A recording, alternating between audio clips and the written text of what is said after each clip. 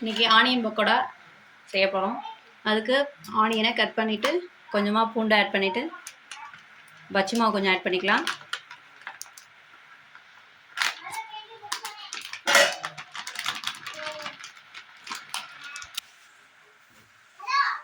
Oil fit பண்ணிக்கலாம்.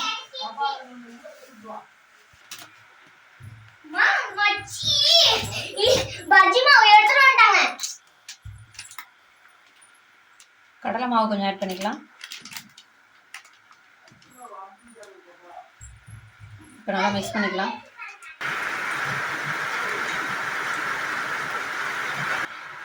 இதை நல்லா மிக்ஸ் பண்ணிவிட்டு தண்ணி லைட்டாக ஆட் பண்ணிக்கலாம்.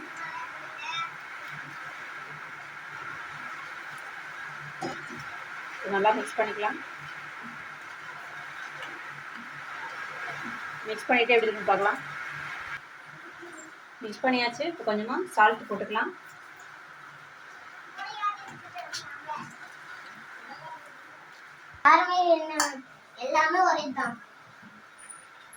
இப்போ ஆயிலில் போட்டுக்கலாம்.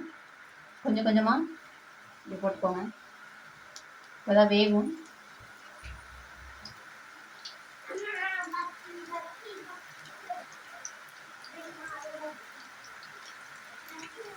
நல்லா மடக்கி சூடாக சூப்பரான ஸ்நாக்ஸு ட்ரை பண்ணுங்க.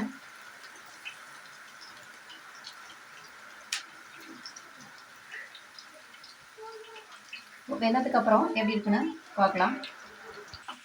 ஒரு லைட்டாக வெந்ததுக்கு அப்புறம் திருப்பி விடுங்க.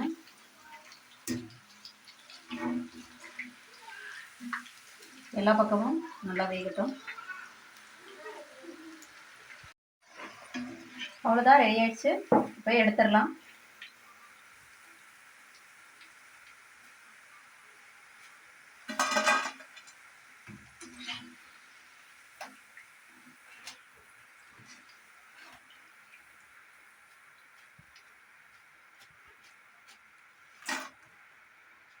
சூப்பரான ஆனியன் பக்கோடா ரெடி ஆயிடுச்சு. நீங்களும் ட்ரை பண்ணிவிட்டு எப்படி இருக்குன்னு கமெண்ட்டில் சொல்லுங்கள்.